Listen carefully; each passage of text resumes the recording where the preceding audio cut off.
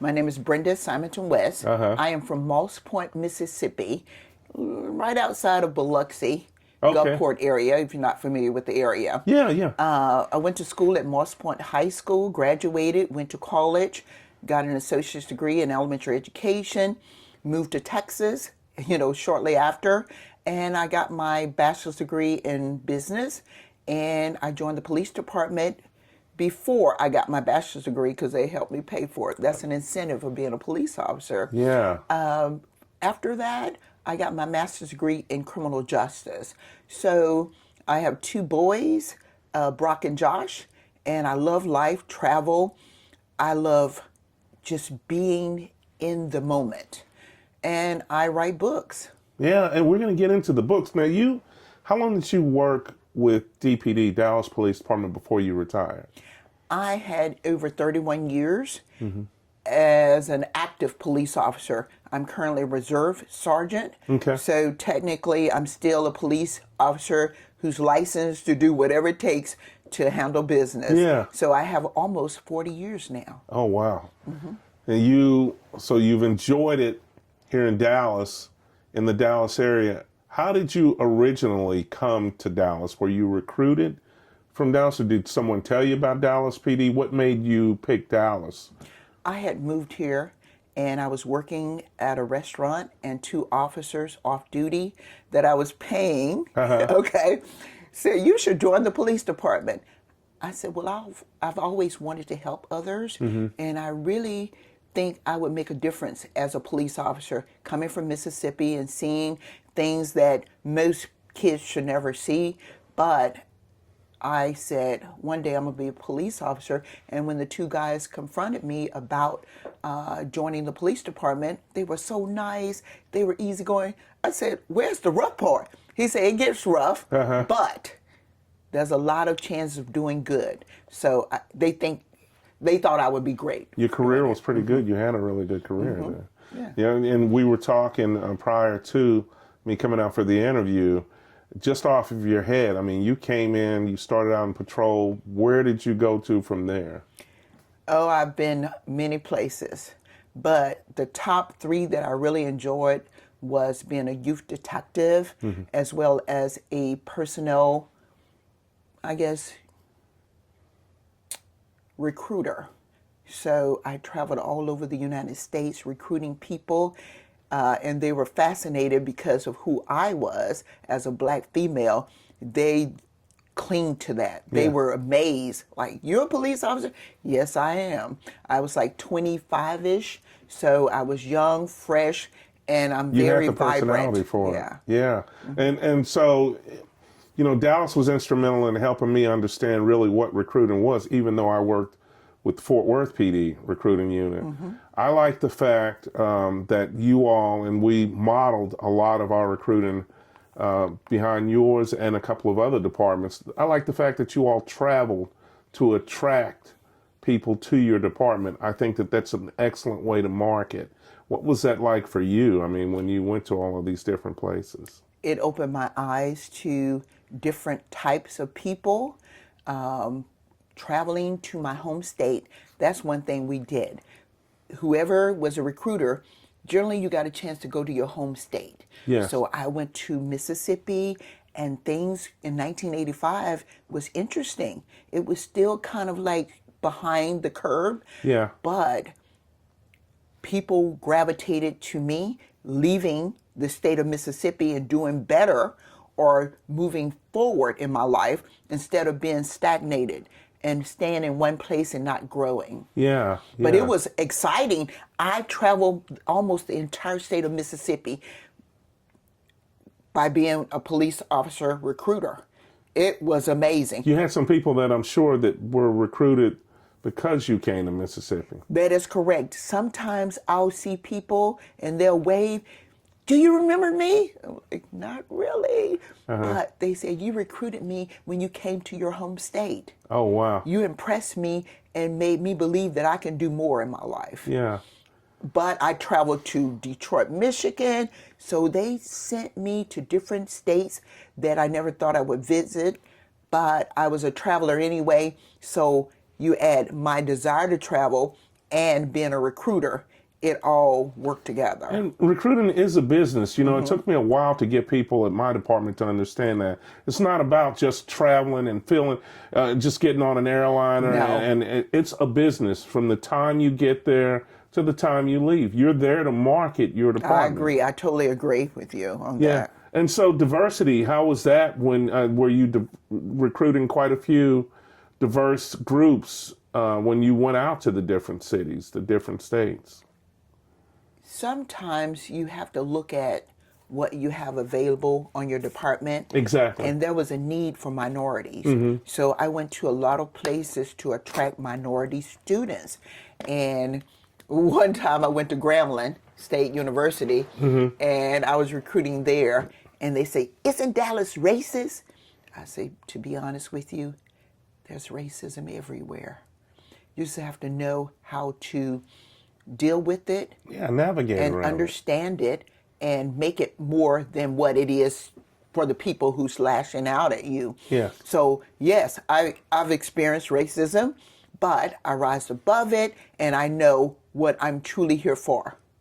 We were talking that you're the author of 3 different books. Tell me about those books and you're obviously big into investing, but you're also big into reaching out to children to talk to them about how important investing in is at the early stages. So I want you to plug your books now. Okay, excellent. My books are about investing in the stock market. That's where it started. When I was in Mississippi, I was watching Family Ties starring Michael J. Fox, and he would have this newspaper, and for some reason, I felt that you can make money using this newspaper. Well, little did I know, it was a lot more to that. Yeah. But when I joined the police department, they introduced us to Fidelity, representative with the stock market investment. Yes. And it started my journey there. And at some point, I realized what he was talking about. So I self-taught myself about investing. And even though Fidelity Representatives was the model for it, I invest in individual stocks. They're about a group of stocks that is a fund, Fidelity Contra Fund, da-da-da. Yeah. So I wanted to know how to invest in individual stocks. Microsoft, Meta, Facebook for most people. Yes. Things I use every day.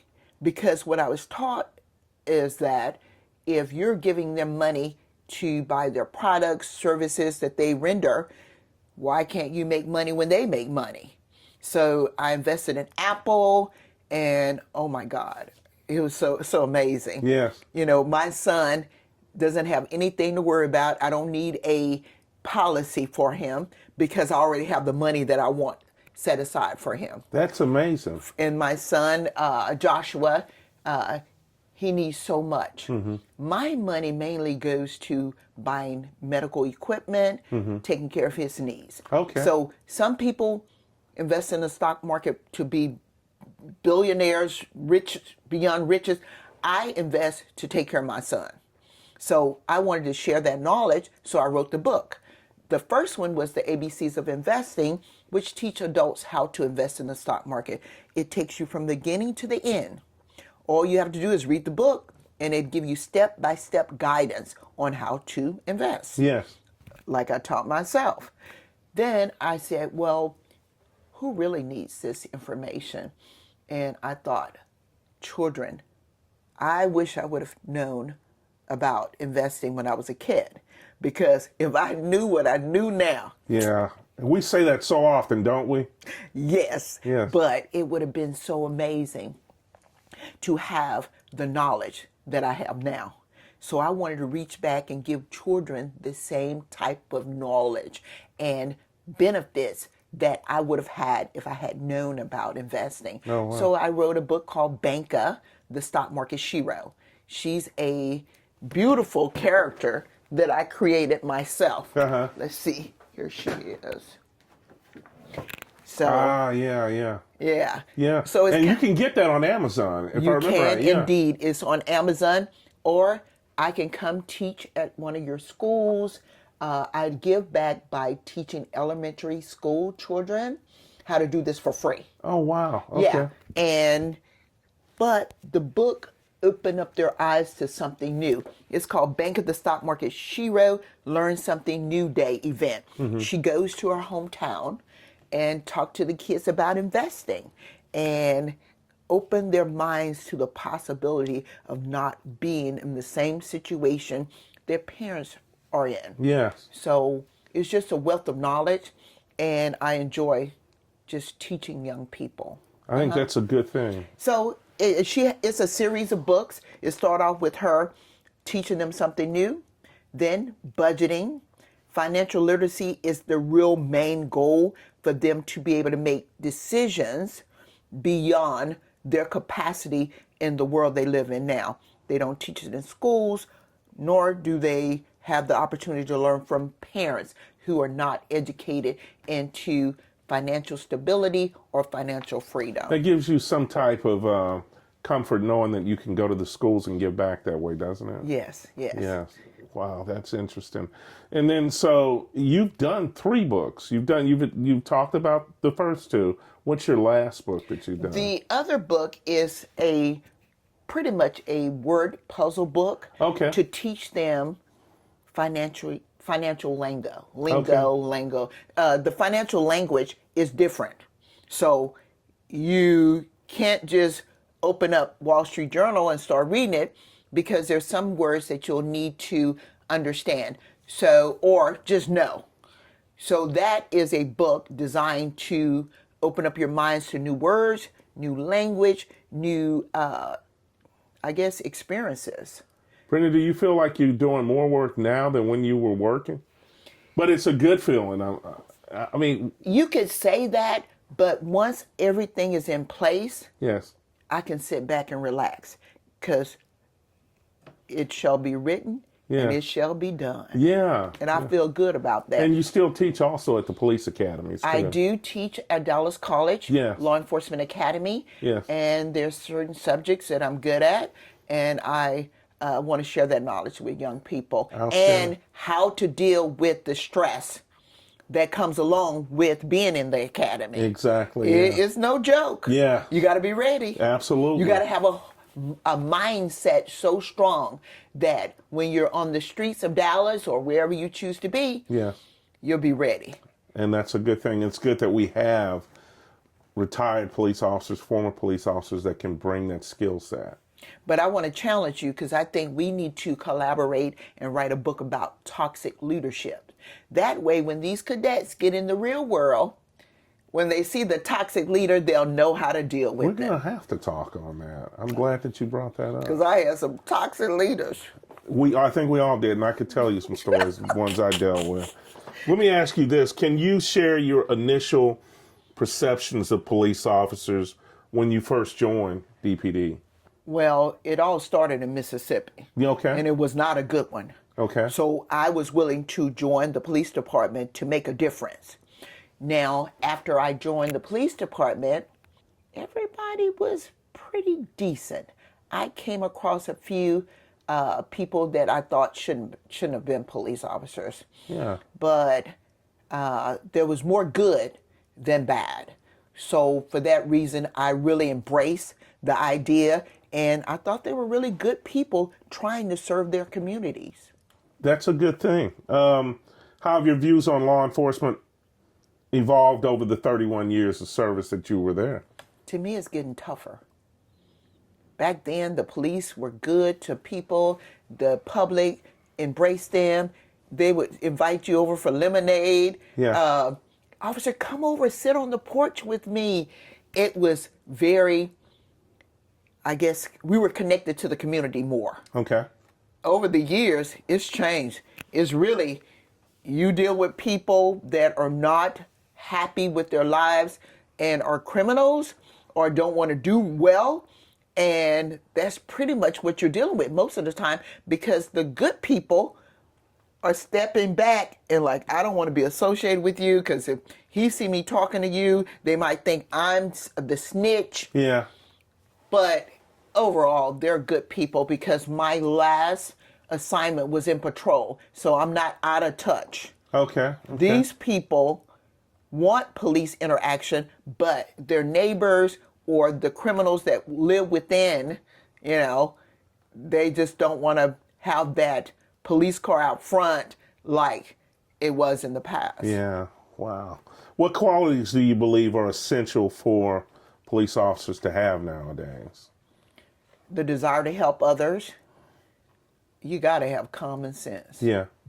You can have all the intellect in the world, but if it don't translate into knowing what to do with that knowledge or how to apply it, you're going to miss a lot of key signals: awareness, sympathetic, empathetic, empathizing with their needs, putting yourself in their situation and understanding what I would do if I was lost, not having a family, not having guidance, being a mentor. Yeah. You got to give back and guide these young people to in the right direction. Just be there. Be a mentor to the people in your community to help others. So I think those are important skills and characteristics. Okay. And how important is community engagement? I love it. I love it. I spent some time engaging with my community, and I have a flair for talking to people, Yeah. engaging with them, and making them feel good. Okay. That Mississippi upbringing really helped me because I know how to just comfort others. And police need that. It's a good feeling to see that the police really care about you. Okay. Can you describe a moment during your career that significantly shaped your perspective on policing? Anytime I had to deal with kids being involved in some type of issue that an adult pretty much used them for or against them or just was not the right thing to do with a kid. It just continued to shape me to be the best person I could be and to know I'm needed. I need to be needed, and that's why I became a police officer. So when children are abused and they need to be saved, I was so happy to be the first one on that call to see what I could do to change their lives, to stay in contact with them, to see what I can do to not make them a victim of their circumstances, but rise above it. That's important. It is. How do you believe police officers can build trust within the communities we serve now? To build trust, you just got to be trustworthy. We need to hire police officers who are willing to do the right things. And, you can't say everybody's going to always be good. We're people. Yes. And when they make mistakes, bad decisions, it reflects us. I've been, chewed out, cursed out. Literally people want to fight me because of something Chico or Danny or Tanya did. I had nothing to do with that. Yeah. But I stressed to them that I wasn't the one. What are we doing here? I have the skills to deal with you, but I would prefer to talk to you.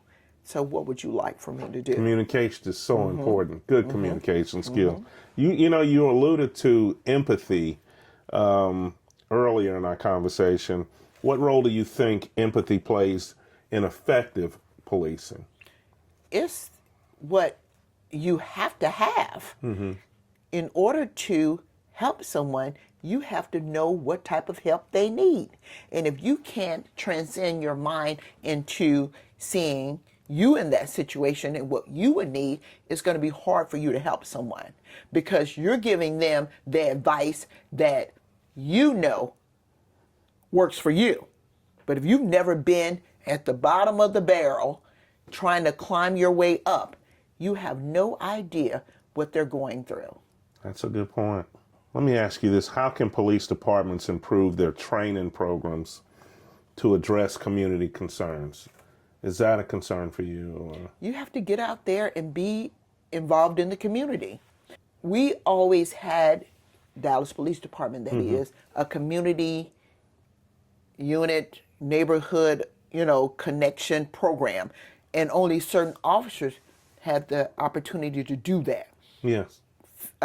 neighborhood watch parties, fairs, events that's in the community. But those in the office need to come out sometime and engage. You have to continue the cycle that every officer stay engaged with the community. And if you're in homicide, that's a negative connection. Yes. It's a bad situation when you have to go into the community. Why you're not already in the community? So once you leave patrol or the community policing group or unit, sometimes you need to come back out and just understand where these people are coming from, who they are, how they coexist, and what can we do to make it better. Okay. What advice do you give to new recruits entering into police work today? If you had to give them any advice, what would it be? Be serious about what you're trying to accomplish, stay focused, and reach out to someone who's already doing that so you won't make the same mistakes. I made mistakes, and I try to tell them, don't do that. Yeah. Save yourself. Don't think that you know everything. Understand that all of us have done things that we wish we wouldn't have done. Yeah. We regret. How about you listen and don't make the same mistakes? That's good advice. What advice, or what's your view on the importance of mental health support for police officers? Especially, early on you said, and I agree 100%, policing has changed. Mm-hmm. The stress levels have changed as well. How important is mental health support in your opinion? I think it's very important. I was blessed not to have a weak mind. Yes. I've seen so many things. I've been through so much. Most people wouldn't even understand how I got through it. Mm-hmm. One guy approached me. He said, I see you smiling all the time, but I know they're after you. Mm-hmm. I said, well, the joy that God gives me, no one can take that away from me. You can take my assignment away. You can take my shift away. You can take my awards away. But the joy that God gives me, no one can take that. So when you understand who God is and what he can provide in your life, you can smile in the midst of a storm. That's an interesting bit there that people should understand. Mm-hmm. What qualities do you believe are most overlooked in discussions about police officers? Oh, that we're people. I agree 100% on that too. And I love the song, I'm Just Everyday People. Uh-huh. I love that song because I wake up in the morning just like you do. I have bad days, I have good days. But I have discipline. So that's what makes me different than others. I have the discipline to control my anger, my spirit, whatever it is that I have. We are taught how to be disciplined in our training so we can make better decisions. So all I'm saying is, don't judge, because I might have a bad day, but I will never hurt you. I might say something fly that day. Yes. But and realize I might have shouldn't have said it. With the cameras in the car, I'm just through. Uh-huh. I can't handle it. I just can't handle it. Look, I pull somebody over on traffic and say, let me start over. Uh-huh. Well, because I'm a character. I like to have fun. Yeah. I say a lot of stuff. Yeah. And that technology in the car, it gets it all, doesn't it? I used to tell David Brown, I say, Chief Brown, I can't handle this camera. Uh-huh. What you just heard, just let it go. Let it go. Okay. Well, especially when they won't pull over. Yeah. Will you pull over? Yeah. Oh, we got to start over. Oh, man. Well, because I'm 60 years old. Yeah. So I came at the end of the camera era. Exactly, so I'm used to like, what? Why she won't pull over? Uh-huh. And I'm saying all kinds of stuff, nothing that I couldn't live with if someone hurt me, but it's still not appropriate. Yeah. So I'm like, we got to start over. Let her go and let's start over. So I did that a few times, and then I finally got but it. you know, younger officers, they're so used to that technology now. They don't really take But that to into me, it's account. holding you back. You let this steam out. Yes. You get a chance to, after you've been in a situation, you get to back up Yes. and just use whatever language you want to use and breathe, and now you can start over. But with those cameras, you got to suppress what you're really feeling. Exactly. And it's not racial, it's not negative, it's just what the common person would do. Exactly. Yeah. We're human. We're human. So when you act up, Yeah. And you still got to look at, and you know, hey, the camera's watching everything. Jesus, take the wheel. Just take it. What role does accountability play in the policing profession now? I think it plays an important role because everyone is held accountable now.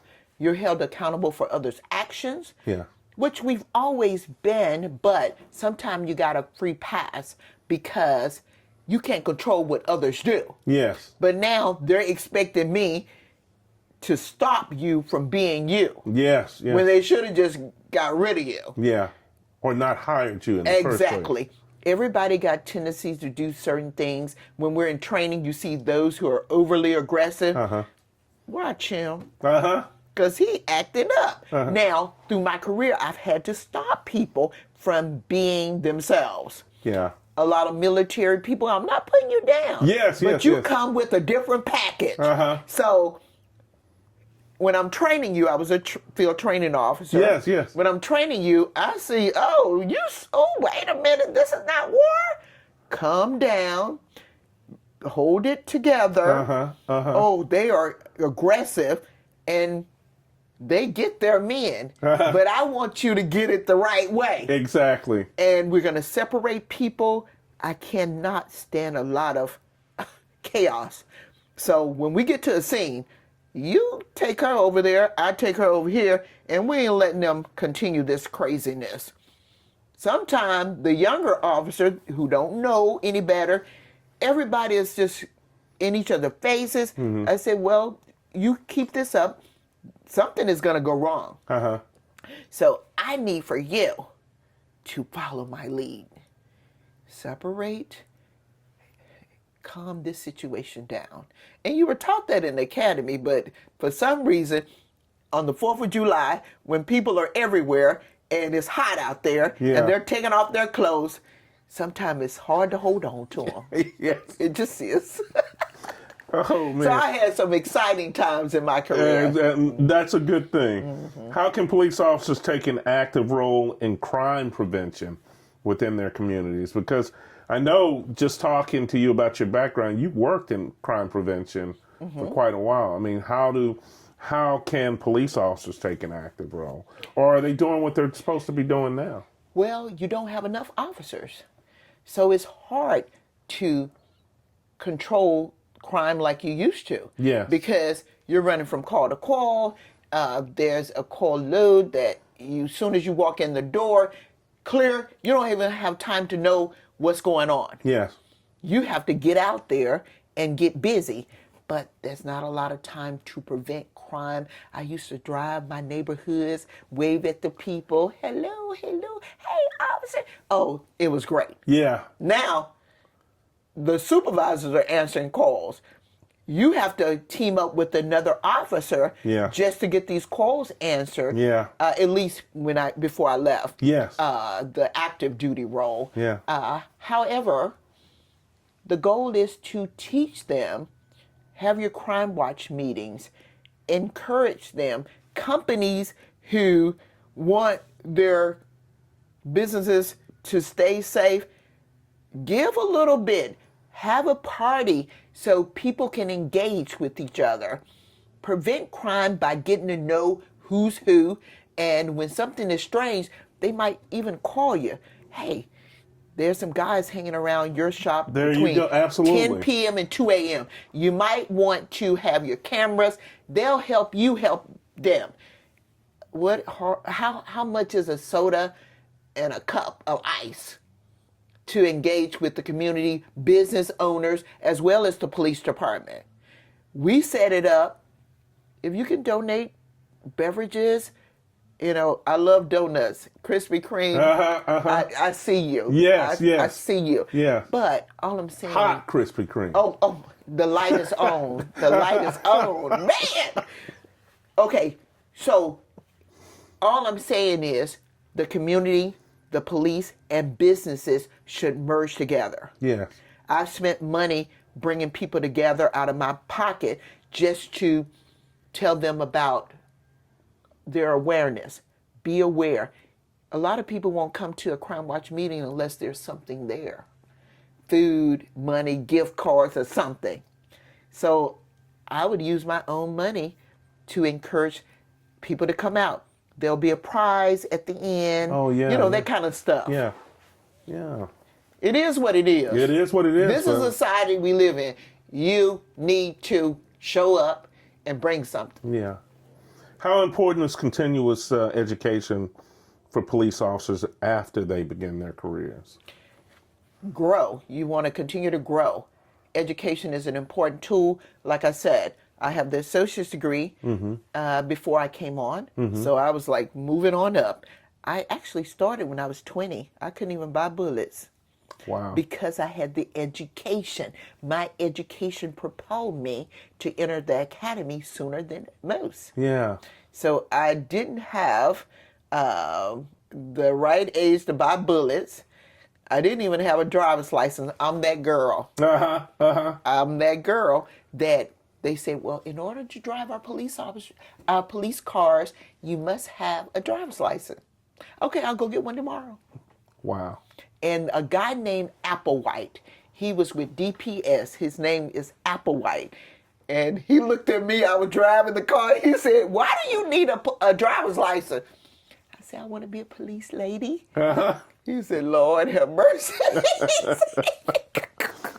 He said, so I could be stopping you from being a police lady. Oh, man. Man, they would ding me on driving. But I can drive now. And I'm good at it. Well, that's good. What do you think, Brenda, about the future of policing when you think about the future of policing? I think that it's going to be all right. I think that officers are learning their lessons. Yeah. That you got to treat people right. When no one is looking, are you doing the right thing?